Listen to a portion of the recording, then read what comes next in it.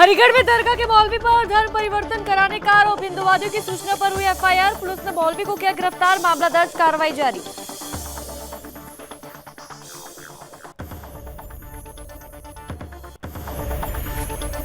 मुजफ्फरनगर में पुलिस की बदमाशों से मुठभेड़। गोली लगने से एक आरोपी घायल, दूसरा फरार। नईम कुरैशी के कब्जे से बाइक, तमंचा बरामद। मामला दर्ज, कार्रवाई शुरू।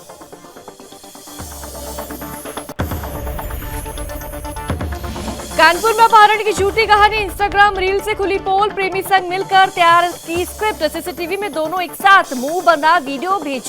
पिता से मांगे 10 लाख रुपए। नेपाल भागने की फिराक में थे दोनों। बीजेपी सांसद रामशंकर को मिली बड़ी राहत। सजा के आदेश पर कोर्ट ने लगाई रोक। जा सकती थी संसद की सदस्यता। आगरा में अधिकारी से मारपीट, बलवा करने का था आरोप। जन्माष्टमी की तैयारी में जुटा प्रशासन। कमिश्नर ने मथुरा में अधिकारियों के साथ की मीटिंग। विकास कार्यों के लिए जानकारी। ब्रज 84 कोस परिक्रमा मार्ग का हो विकास।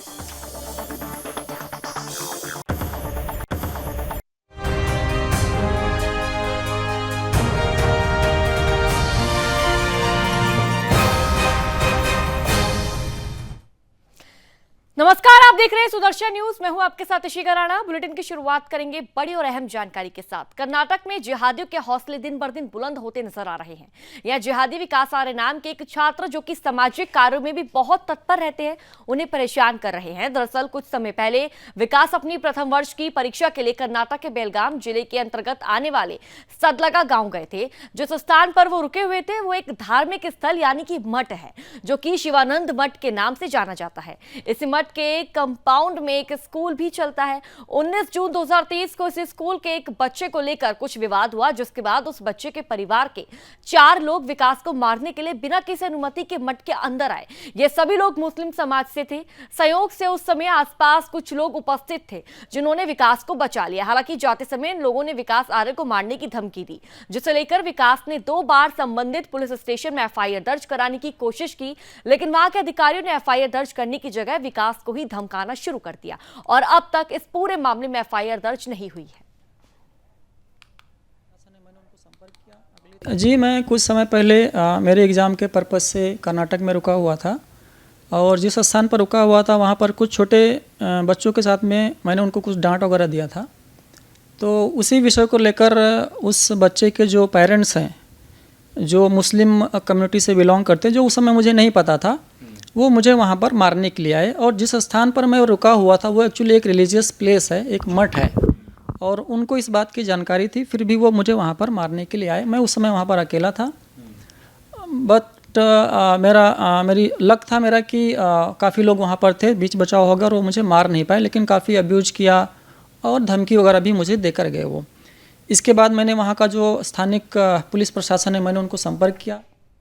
यूपी के अलीगढ़ महानगर के थाना दहली गेट क्षेत्र में एक धर्म परिवर्तन कराने का मामला सामने आया है। एक महिला ने दरगाह के मौलवी पर आरोप लगाया कि वह लगातार उसके ऊपर धर्म परिवर्तन का दबाव बना रहा था। जब ये जानकारी हिंदुवादियों को हुई तो उन्होंने थाने पहुंचकर कार्रवाई की मांग की है। उन्होंने आरोप लगाया कि पिछले कई महीनों से आरोपी महिलाओं के साथ ऐसा कर रहा है और उनके ऊपर धर्म परिवर्तन करने का लगातार दबाव बना रहा है। जिसके बाद हिंदुवादियों ने पुलिस को तहरीर देकर मुकदमा दर्ज करने की मांग की। तहरीर के आधार पर पुलिस ने मुकदमा दर्ज कर लिया और मौलाना हाफिज इकबाल को गिरफ्तार कर लिया गया है। दरअसल दहली गेट क्षेत्र निवासी एक महिला दरगाह के मौलवी हाफिज इकबाल के पास पिछले कई महीनों से भूत प्रेत का झाड़ फूंक कराने के लिए जा रही थी। महिला ने आरोप लगाया कि वह उन्हें कलमा पढ़ने के लिए कहता था और लगातार धर्मांतरण यानी कि धर्म परिवर्तन का भी दबाव बनाने लगा। फिलहाल पुलिस ने मामला दर्ज कर लिया और आगे की जांच चल रही है। थाना देहली गेट क्षेत्र अंतर्गत एक महिला मौलाना के पास भूत प्रेत उतरवाने के लिए गई थी। मौलाना व महिला में वाद विवाद हुआ तथा मौलाना महिला के ऊपर हमलावर हो गए, जिस संबंध में महिला द्वारा कतिपय आरोप लगाए गए हैं। तहरीर प्राप्त कर अभियोग पंजीकृत किया जा रहा है। आरोपी को गिरफ्तार कर लिया गया है। अन्य आवश्यक विधिक कार्रवाई की जा रही है। काफी समय से ये शिकायत मिल रही थी कि वहाँ पर हिंदू महिलाओं को झाड़ फूक और इलाज करने के बहाने बुलाकर उनका धर्म परिवर्तन कराया जाता है। धर्म परिवर्तन के नाम पर उनको दबाव बनाकर उनको मुस्लिम धर्म में परिवर्तित किया जाता है, ऐसी सूचना लगातार मिल रही थी। तो आज हर्षद हिंदू और उसके साथ में कुछ कार्यकर्ता वहां पर खबरों में बढ़ेंगे आगे, बात करेंगे यूपी के आगरा की, जहां यूपी के आगरा डिस्ट्रिक्ट कोर्ट ने बीजेपी सांसद और पूर्व केंद्रीय मंत्री रामशंकर कठेरिया को बड़ी राहत दी है। डिस्ट्रिक्ट कोर्ट ने एमपी एमएलए अदालत द्वारा सुनाई गई सजा पर अदालत ने रोक लगा दी है। सुनवाई के दौरान डिस्ट्रिक्ट कोर्ट ने कहा, जब तक अपील निस्तारित नहीं हो जाती तब तक सजा पर रोक रहेगी। जिला जज विवेक संगल ने सुनवाई के दौरान 2 दिन पूर्व विशेष अदालत द्वारा सुनाई गई सजा को निलंबित कर दिया और उन पर 20,000 रुपए जुर्माना लगाते हुए अगली सुनवाई के लिए 11 सितंबर की तारीख तय कर दी। बता दें कि रामशंकर कठेरिया इटावा के सांसद हैं। दरअसल 3 दिन पहले मारपीट और बलवे के मामले में आगरा की एमपी एमएलए कोर्ट ने रामशंकर कठेरिया को 2 साल की सजा सुनाई थी। इसके बाद से ही उनके सांसदी पर लगातार खतरा मंडरा रहा था। फिलहाल अभी तो जिला अदालत ने अपील के निस्तारण होने तक सजा पर रोक लगा दी है, लेकिन निस्तारण के बाद भी कठेरिया को सजा सुनाई जाती है तो उनकी सदस्यता रद्द की जा सकती है। आज मैंने आगरा के जो माननीय जिला जज हैं उनके यहाँ मैंने अपील की। सुबह 10 बजे अपील की थी। मेरे को उसमें राहत दी है और जो डिसीजन हुआ था उस डिसीजन को सस्पेंड किया है। मैं मानता हूँ कि मुझे न्याय मिला। यूपी के मथुरा में श्री कृष्ण जन्माष्टमी पर्व को लेकर प्रशासन ने तैयारियां शुरू कर दी है। आगरा मंडल कमिश्नर ऋतु महेश्वरी ने अधिकारियों के साथ मीटिंग कर आवश्यक दिशा निर्देश दिए हैं। इस दौरान उन्होंने ब्रज तीर्थ विकास परिषद, मथुरा वृंदावन विकास प्राधिकरण एवं अन्य विभागों द्वारा किए जा रहे विकास कार्यों की समीक्षा की है। उन्होंने श्री कृष्ण जन्माष्टमी में चल रहे विकास कार्य और श्रद्धालुओं की सुविधा के लिए किए जा रहे कार्यों की समीक्षा की। कमिश्नर मीटिंग करने से पहले वृंदावन पहुंची। यहाँ उन्होंने बांके बिहारी जी के दर्शन किए और आसपास की गलियों का निरीक्षण भी किया। कमिश्नर ने मंदिर में प्रवेश और निकास की जानकारी ली और सभी व्यवस्थाओं का अवलोकन भी किया। दरअसल उत्तर प्रदेश में लगभग 136 किलोमीटर मार्ग ब्रज 84 कोस परिक्रमा का पड़ता है, जिसमें लगभग 111 मथुरा और 25 किलोमीटर हरिगढ़ में है। तो वहीं कमिश्नर ने 84 कोस परिक्रमा मार्ग में सड़क का चौड़ीकरण, कच्चे मार्ग को विकसित करने, इंटरलॉकिंग, शौचालय, पेयजल, शरणार्थी गृह आदि की सुविधाओं के दिशा निर्देश यहाँ पर दिए हैं। ब्रज विकास परिषद और अन्य कार्यदायी संस्थाओं द्वारा मथुरा, वृंदावन और जो आसपास के क्षेत्र के विकास के उनकी प्रगति और पूरे ब्रज क्षेत्र को कैसे आगे बढ़ाया जाए। यहाँ जो लोग आ रहे हैं, श्रद्धालु दर्शन करने के लिए आ रहे हैं, बहुत सारे लोग बहुत सारे स्थलों पर घूमने के लिए आ रहे हैं। तो ये पूरा शहर है, इसको कैसे विकसित किया जाए जिससे बाहर आने से जो लोग आ रहे हैं उनको भी असुविधा ना हो और जो यहाँ रह रहे हैं उनका भी एक विकास यहाँ अच्छी गति से चले, उसी के परिप्रेक्ष्य। खबर यूपी के बुलंदशहर से है, जहां एक भीषण सड़क हादसे में 4 लोगों की मौत हो गई। जानकारी के मुताबिक देर रात अज्ञात ट्रक ने इको कार को जोरदार टक्कर मार दी, जिससे कार सड़क किनारे खाई में जा गिरी और कार सवार 4 लोगों की मौके पर ही दर्दनाक मौत हो गई, जबकि एक युवक गंभीर रूप से घायल हो गया। घायल युवक को स्थानीय पुलिस ने अलीगढ़ मेडिकल भर्ती कराया है। सभी जनपद संभल के धनारी थाना क्षेत्र के रहने वाले बताए जा रहे हैं। पुलिस ने मौके पर पहुंचकर चारों शवों को पोस्टमार्टम के लिए भेज दिया है। हादसा थाना डिबाई कोतवाली क्षेत्र के दानपुर के पास हुआ। डिबाई सीओ ने जानकारी देते हुए बताया कि नीरज नाम का व्यक्ति संभल जिले के रहने वाला बताया जा रहा है। अपनी पत्नी को छोड़कर ससुराल से घर जा रहा था, उसी दौरान अज्ञात वाहन ने टक्कर मार दी, जिससे कि हादसा हो गया। फिलहाल पुलिस मामले की जांच पड़ताल कर रही है।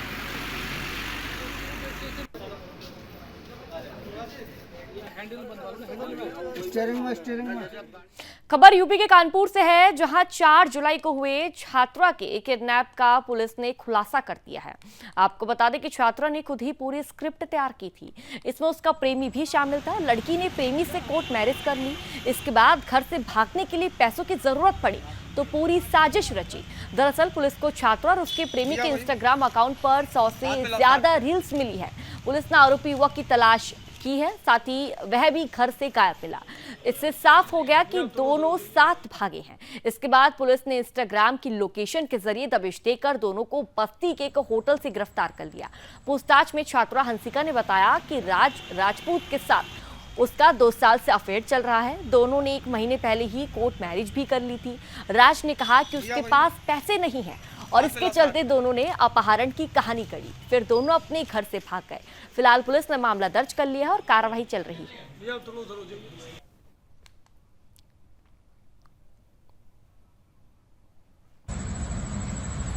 तहरीर में उनके द्वारा बताया गया कि उनकी पुत्री दवा लेने के लिए और अपने एक दोस्त से मिलने के लिए घर से गई थी।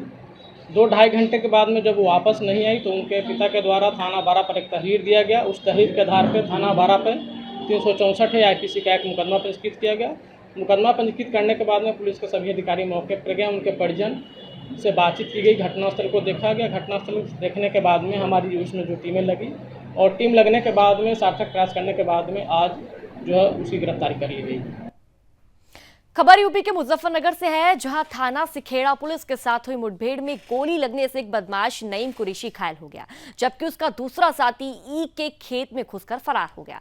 पुलिस ने घायल बदमाश को इलाज के लिए जिला अस्पताल पहुंचाया। बदमाश के पास से पुलिस ने तमंचा और चोरी की मोटरसाइकिल बरामद कर ली है। दरअसल एसओजी की टीम एक कुख्यात बदमाश नईम कुरैशी को सर्विलांस के माध्यम से ट्रेस कर रही थी। बदमाश नईम की लोकेशन जैसे ही सिखेड़ा थाना क्षेत्र में मिली तो पुलिस व एसओजी की टीम ने उसे रजवाही की पटरी पर घेर लिया। अपने आप को घिरता देख बदमाशों ने पुलिस पार्टी पर फायर छोड़ डाली। पुलिस की ओर से जवाबी फायरिंग में कुख्यात बदमाश नईम कुरैशी के पैर में गोली लग गई और गोली लगने से बदमाश घायल हो गया, जबकि उसका एक साथी घने जंगल का फायदा उठाकर भागने में कामयाब रहा, जिसके लिए लगातार खोजबीन की जा रही है। एक अपराधी को जिसका नाम है नईम कुरैशी सन ऑफ यूसुफ, इसको इसके साथ मुठभेड़ हुई है। कैसा बदमाश है सर, क्या मिला है? इसके खिलाफ काफ़ी मुकदमे हैं, दर्जनों मुकदमे हैं। लूट का अपराधी है मेन लिए। थाना सिखेड़ा में 2018 में भी इसमें लूट और हत्या का एक मुकदमा है और मंगलौर में भी एक इसमें हत्या का मुकदमा है इसके ऊपर। तो काफ़ी बड़ा अपराधी है ये। इसके पास से 66 से लूट हुई है, जिसमें बाइक बरामद हुई है, तमंचा बरामद हुआ है और एक मोबाइल बरामद हुआ है। एक इसके साथी फरार है चांद नाम का, जो बागपत का है। कॉम्बिंग हम लोग अभी कर रहे हैं, जल्दी उसको भी शीघ्र पकड़ लेंगे। यूपी के हरदोई से है, जहां बिलग्राम कोतवाली क्षेत्र में पिता को गाली देने से रोकने पर बड़े भाई ने दिव्यांग छोटे भाई की कुल्हाड़ी से काटकर हत्या कर दी और मौके से फरार हो गया। घटना से गुरोली गांव में अफरा तफरी का माहौल बन गया। मौके पर पहुंची पुलिस ने शव को पोस्टमार्टम के लिए भेज दिया है। अपर पुलिस अधीक्षक नृपेंद्र ने बताया कि दोनों भाइयों के शराब पीने के बाद जमीनी विवाद को लेकर कहासुनी हुई। उसके बाद एक घटना घटी। मृतक के शव को पंचनामा कर पोस्टमार्टम के लिए भेज दिया गया है। वह घायलों को जिला अस्पताल में भर्ती करा दिया गया है। उनका इलाज वहां चल रहा है। फिलहाल फरार आरोपी की तलाश की जा रही है।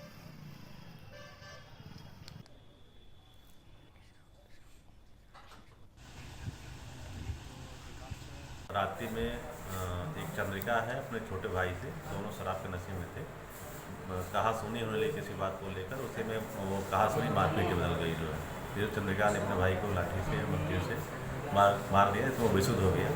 तो उसको तुरंत तत्काल हॉस्पिटल ले जाया गया, जहाँ पर उसकी मृत्यु हो गई।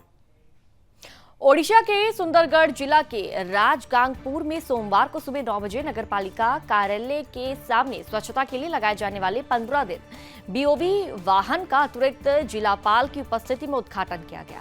आपको बता दें कि पहले जो वाहन चल रहे थे वह जिला खनिज प्रतिष्ठान फंड से दी गई थी। उसकी टेंडर की अवधि समाप्त हो जाने पर खारिज कर दिया गया है। जो निजी कंपनी को टेंडर दी गई है। बता दें कि इन वाहनों से सभी वार्डों में घूम कर कचरा संग्रह किया जाएगा, जहां कुल 15 बीओबी वाहन चलाए जाएंगे। आज राजगांगपुर म्यूनसिपालिटी में एसएसजी मानव द्वारा एक वो बीओबी गाड़ी उनको दिया गया है वर्ज्य वस्तु परिचालना के लिए। तो आशा करते हैं कि जो एसएसजी ग्रुप को हम ये कार्य सौंपे हैं तो वो अच्छे तरह से करेंगे और उनका भी इनकम में थोड़ा स्ट्रेंथन होगा। म्यूनसिपालिटी बहुत खुश है क्योंकि बीओबी गाड़ी लेने का बाद दिक्कत हो गया सैनिटेशन को ऊपर में।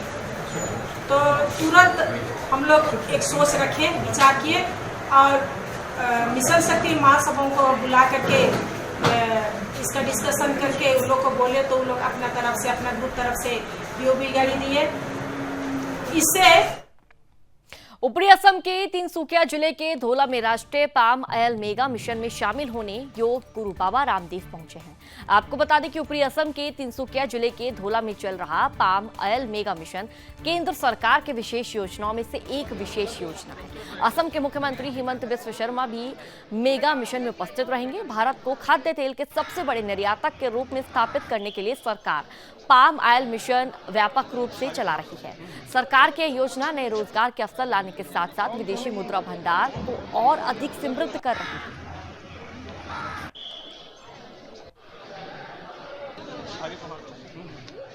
आज हमारे यहाँ पर हम इकट्ठा हुए हैं परम पूज्य स्वामी जी आ रहे हैं धौला सौदिया के पास। मेगा प्लांटेशन जो राज्य स्तर पर जो कार्यसूची है उसमें भाग लेने के लिए मुख्य अतिथि के रूप में वो भाग लेंगे और हम उन्हें उनका साथ देंगे और उन्हें यहाँ पर स्वागतम करने के लिए हम लोग यहाँ इकट्ठे हुए हैं। मध्य प्रदेश के ग्वालियर में कलेक्टर के निर्देशन में अवैध उत्खनन सहित परिवहन कर रहे वाहनों पर अभियान चलाया जा रहा है। इसी कड़ी में जिला खनिज अधिकारी ने सुदर्शन न्यूज से बातचीत करते हुए बताया कि अप्रैल से लेकर अभी तक अवैध उत्खनन सहित परिवहन कर रहे 133 ट्रैक्टर ट्रॉली डंपर वाहनों पर प्रकरण पंजीकृत किए जाकर बिना रॉयल्टी के 121 ट्रैक्टर ट्रॉली डंपर वाहन सहित ओवरलोडिंग कर रहे 12 वाहनों पर कार्रवाई कर 1,71,00,000 रुपए की राशि वसूली गई है।